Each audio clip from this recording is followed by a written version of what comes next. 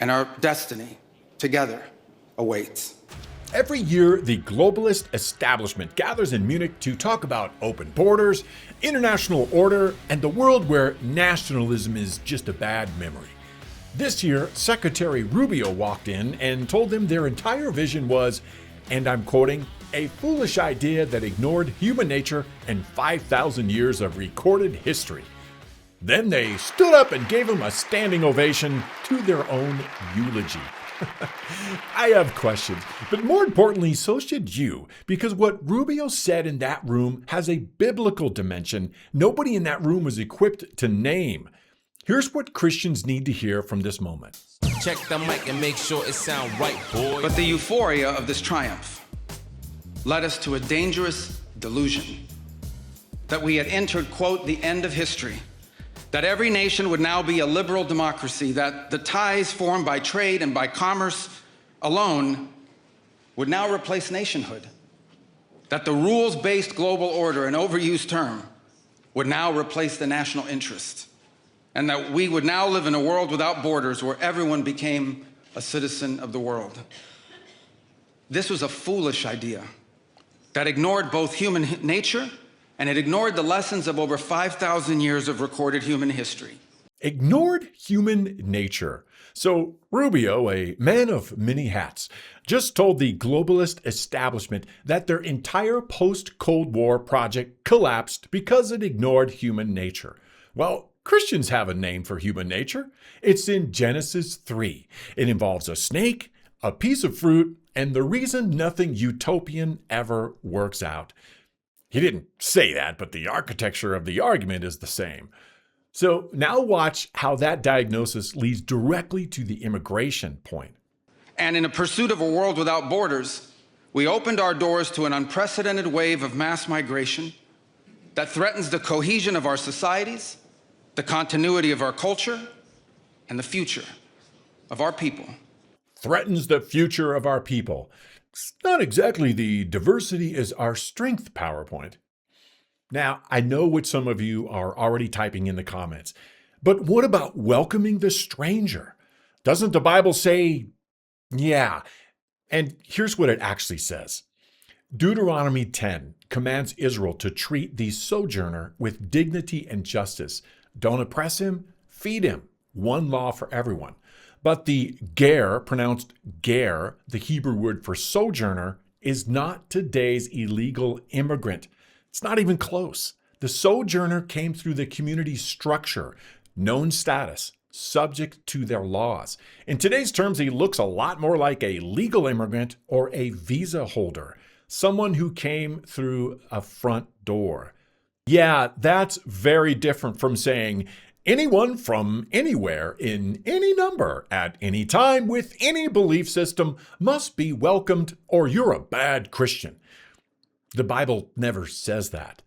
Commanding Israel to treat that person well is not the same thing as saying nations have no right to have doors or to enforce their immigration laws. Controlling who and how many people enter our countries, this is not an expression of xenophobia. It is not hate. It is a fundamental act of national sovereignty. And the failure to do so is not just an abdication of one of our most basic duties owed to our people. It is an urgent threat to the fabric of our societies and the survival of our civilization itself. For we in America have no interest in being polite and orderly caretakers of the West's managed decline. Managed decline.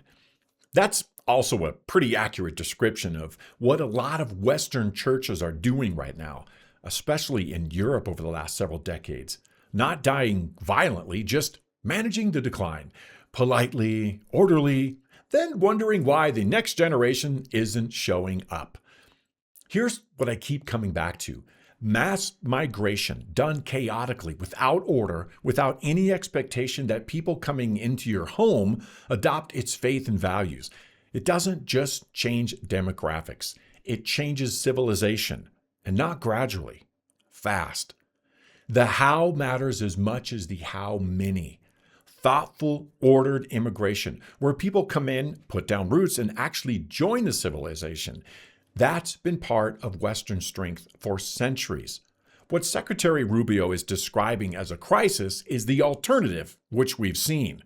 A flood with no channel, no shared story, no expectation of belonging to something larger than yourself. When Israel started absorbing the gods of the nations around them, they didn't just get new holidays and different food. They got child sacrifice, sexual chaos, and eventually national collapse. They didn't lose their culture first. They lost their worship first. The culture followed. So the question isn't whether Christians should hate immigrants. Biblically, obviously not. The better question is this: what does it look like to love your neighbor and love the stranger at your gate in a way that actually builds something instead of dissolving it? And if the West has lost the faith that gave it something worth joining in the first place, what are we even asking people to assimilate into? The Bible has been warning about this pattern for a long time. Change the gods and you change the laws. Change the worship and you change how a nation treats its people. So here's what I'd love to hear from you. Can a nation keep its freedom if it loses its faith? And if the answer is no, what should Christians actually be doing? Not just arguing about, while the West debates its borders. Hey, if you appreciate content like this that filters the noise and chaos of the news through the lens of God's truth, would you like and subscribe? Help me overcome the algorithm. I'm Brian Tuttermore with today's Faith Check News. Remember, mock the absurd, walk in the light. We should be proud of what we achieved together in the last century.